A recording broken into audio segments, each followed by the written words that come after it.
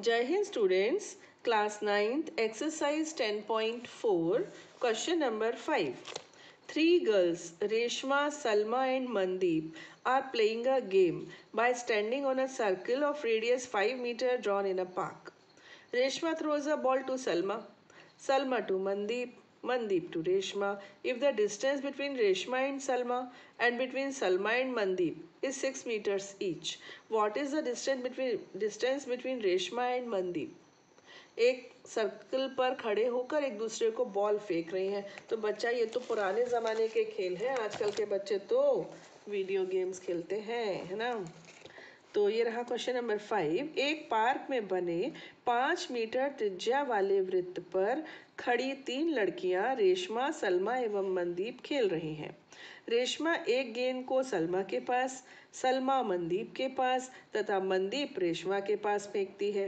यदि रेशमा तथा सलमा के बीच और सलमा तथा मनदीप के बीच की प्रत्येक दूरी 6 मीटर हो तो रेशमा और मनदीप के बीच की दूरी क्या है?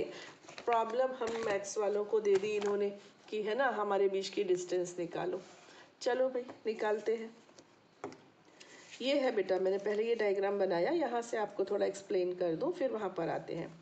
देखो बच्चों, ये समझो रेशमा है ना, ये आपकी सलमा है और ये मनदीप है। तो रेशमा से सलमा 6 मीटर दूर है और ये जो सर्कल है ना, सर्कल, इसकी रेडियस 5 मीटर है। तो 5 मीटर जब रेडियस है, त्रिज्या है, तो व्यास कितना होगा? व्यास होगा 10 मीटर। यानी सबसे बड़ी कॉर्ड, सबसे बड़ी जीवा होगी 10 मीटर की। और ये कितनी कितनी है? 6 की है। तो काफ़ी नज़दीक तो होंगी, है ना। तो ये 6 मीटर और ये भी 6 मीटर। अगर हम मेजरमेंट्स से बनाए ना कोई डायग्राम तो फील अच्छा आता है, ऐसा लगता है हाँ हम एग्जैक्ट कर रहे हैं, ठीक है। तो ये 6 हो गए। अब ये दोनों तो इक्वल डिस्टेंस पर हैं। ऑब्वियसली एम और आर की डिस्टेंस ज़्यादा होगी, मनदीप और रेशमा दूर दूर होंगी, है ना। ये डिस्टेंस बेटा आपको और हमको बतानी है। ये हमारा क्वेश्चन है कि रेशमा और मनदीप आखिर कितनी दूरी खड़ी है। अब ये तो बात पक्की है कि 10 से तो छोटा आएगा, क्योंकि 10 तो डायमीटर है ना। 10 से छोटा आएगा और 6 से बड़ा आएगा। बच्चों देखो, क्या ये आइसोसेलेस ट्रायंगल नहीं दिख रहा है आपको? क्या बोलते हैं इसको? समद्विबाहु त्रिभुज। देखो बच्चों, है ना समद्विबाहु त्रिभुज। ये भी 6, ये भी 6। तो RSM एक समद्विबाहु त्रिभुज है। ऐसे देख लो, दिख गया ना समद्विबाहु। इससे कोई मना तो कर नहीं सकता। अब मैंने एक समद्विबाहु त्रिभुज यहाँ बना लिया है। समझो ये 6 मीटर है ना, और ये भी 6 मीटर, या कुछ भी ले लो, समद्विबाहु है। अब मैंने मिड पॉइंट निकाल के रखा है, मध्य बिंदु। अब मैं इस शीर्ष को मध्य बिंदु से ज्वाइन कर रही हूँ। क्या आपको मालूम है इसके बारे में? सब जानते हैं। इस त्रिभुज का नाम रख दिया मैंने ABC, ठीक है। थोड़ी देर के लिए आपको समझा रही हूँ। ये D है। तो ये AD क्या है बेटा? AD जो हमने बनाई है वो मध्यिका बनाई है। इंग्लिश में कहते हैं मीडियन, है कि नहीं। तो ये मीडियन हमने बनाई है, ठीक है। अब ये जो मीडियन होती है, मिड पॉइंट को, अपोजिट साइड के मिड पॉइंट को वर्टेक्स से जोड़ती है, ये इसके ऊपर परपेंडिकुलर भी होती है। ये आइसोसेलेस ट्रायंगल की खासियत है कि इसका जो एल्टीट्यूड होता है ना, वही इसकी मीडियन भी होता है, वही इसका एंगल बाइसेक्टर भी होता है। लेकिन इसकी अभी हमें ज़रूरत नहीं है। हमें इसकी ज़रूरत है कि जो इसकी मीडियन होगी वही इसकी परपेंडिकुलर यानी एल्टीट्यूड भी होगी। अब इसको हिंदी में बोल रही हूँ। समद्विबाहु त्रिभुज की मध्यिका उसका लंब भी होती है, मध्यिका लंब भी होती है। अब इन दोनों चीज़ों को कंबाइंड करो, तो कंबाइंड करो। कंबाइंड किया तो ये जो AD है ना, AD, ये BC का लंब समद्विभाजक बन गया, है ना। क्या बन गया? परपेंडिकुलर बाइसेक्टर, क्योंकि परपेंडिकुलर भी है और बाइसेक्ट भी कर रहा है। इतना क्लियर हो गया? अब इस चीज को यहाँ से फिर से देख लो। अब ये जो RSM क्या है बेटा? ये अपना आइसोसेलेस ट्रायंगल है ना। इसका मैंने ढूंढ लिया मिड पॉइंट, और मिड पॉइंट को मैं S से यानी वर्टेक्स से ज्वाइन कर दूं। तो ये जो आया ना, इसका नाम मैंने रख दिया, समझो P रख दिया, ठीक है। P रख दिया, इसका नाम मैंने P ही लिया है शायद, हाँ जी P लिया है, P रख दिया। तो अब ये SP क्या कर रहा है? एसपी मैंने बनाया तो मिड पॉइंट देखकर है, लेकिन ये इस पर एल्टीट्यूड भी है, इस पर परपेंडिकुलर भी है। ठीक, अब आरएम, आरएम इस सर्कल की एक कॉर्ड है। आरएम सर्कल की जीवा है, वृत्त की जीवा है, और जीवा का जो लंब समद्विभाजक होता है वो हमेशा वृत्त के केंद्र से होकर गुजरता है। आपको याद है ये हमने किया था, ये हमने कहाँ किया था बेटा? ये हमने किया था जब हम सर्कल का सेंटर ढूंढ रहे थे। तो हमने क्या किया था, दो असमांतर जीवाएं ले ली थी, उनका लंब समद्विभाजक खींच दिया था, परपेंडिकुलर बाइसेक्टर खींच दिया था।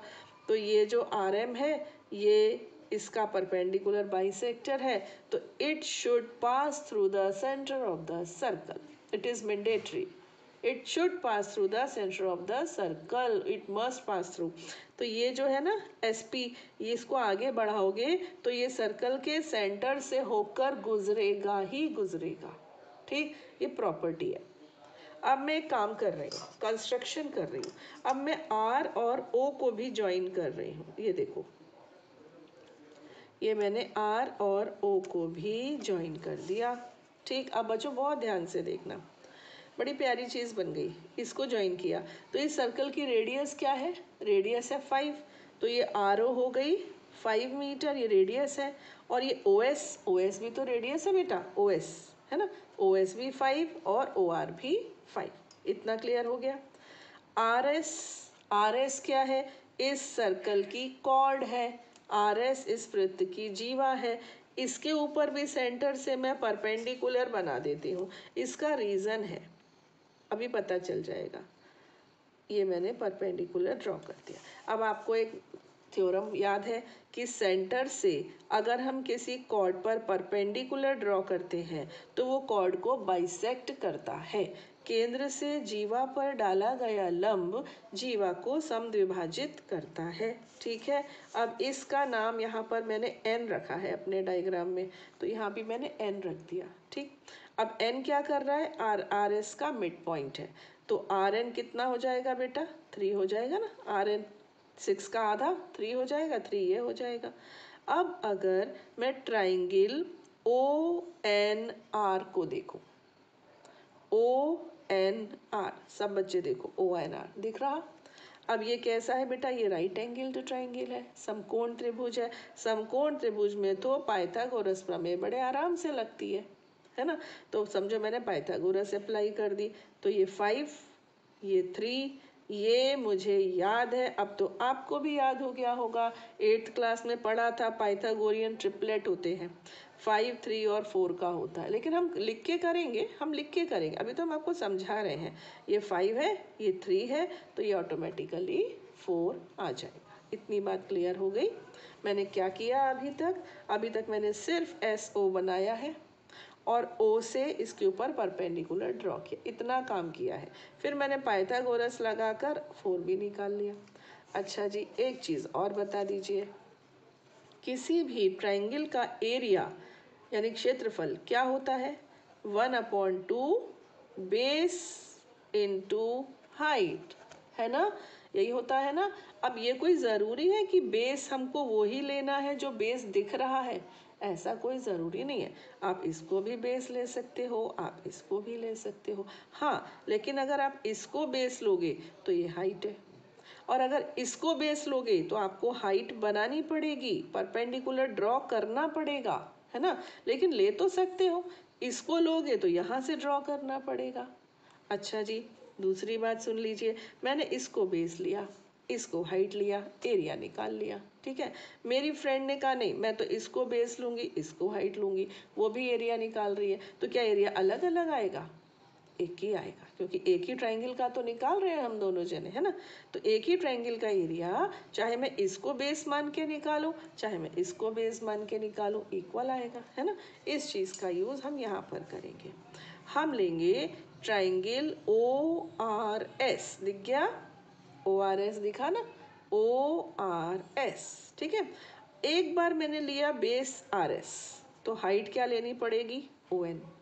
तो एरिया क्या हो गया? 1/2 R S into O N. Clear?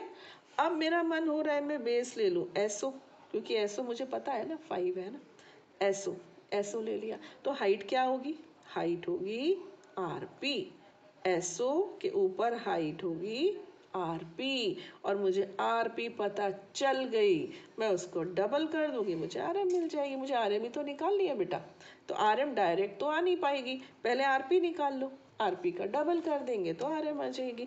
इसके लिए हमने ये ट्रिक लगाई है, ठीक है, इसके लिए हमने ये ट्रिक लगाई है, ठीक है। ये ट्राइंगल का एरिया बेस इंटू हाइट ले लो, चाहे ये बेस इंटू हाइट ले लो, ठीक है, एरिया इक्वल आएगा। गॉट इट, यहाँ से लिया, बस इसके बाद हम सॉल्व करके रखें, आप देख लो यहाँ पर आर एस और एम एस ये दोनों 6 6 है ना। ट्राइंगल आर एस एम कैसा है, आइसोसेलेस ट्राइंगल है।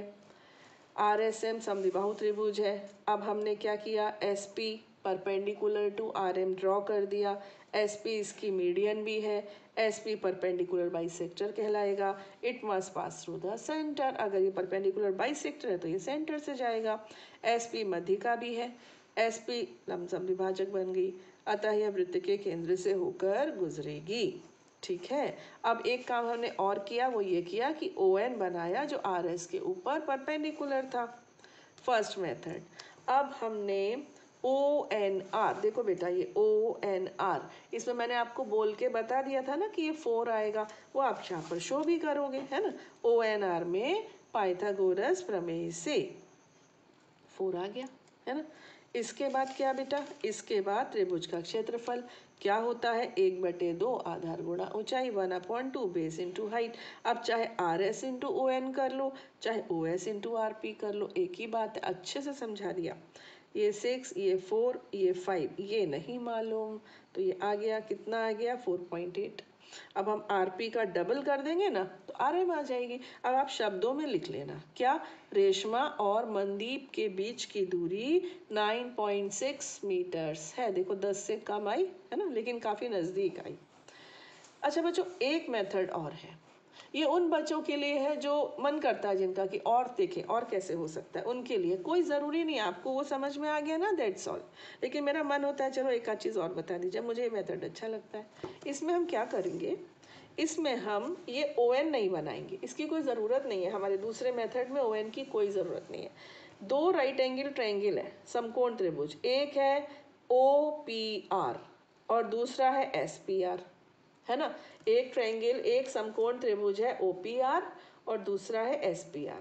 इसमें हम पाइथागोरस प्रमेय लगा देंगे, ये 5, ये नहीं मालूम, ये x, है ना। फिर हम इसमें लगा देंगे, इस वाले में, तो ये 6, ये नहीं मालूम, और ये कितना, ये पूरी कितनी थी, 5 थी ना, 5 में से ये x, तो फिर ये कितनी रह गई, 5 माइनस x। एक बार पाइथागोरस यहाँ लगाएंगे, एक बार पाइथागोरस यहाँ लगाएंगे, देखिए कैसे, ये मैंने यहाँ पे करके रखा हुआ, आपको दिख रहा है, यस दिख रहा है। ओपी को लिया हमने x, है ना, OPR में पाइथागोरस अप्लाई करी तो एक इक्वेशन आई, फिर RPS में पाइथागोरस अप्लाई करी, दूसरी इक्वेशन आई, ये भी RP स्क्वायर है राइट हैंड साइड में, ये भी राइट हैंड साइड में RP स्क्वायर है ना, तो दोनों को कंपेयर कर दिया। कंपेयर करने से क्या हो गया, एक x की वैल्यू आ गई 1.4, तो x तो ये था x तो नहीं चाहिए था हमको, तो RP चाहिए था, है ना।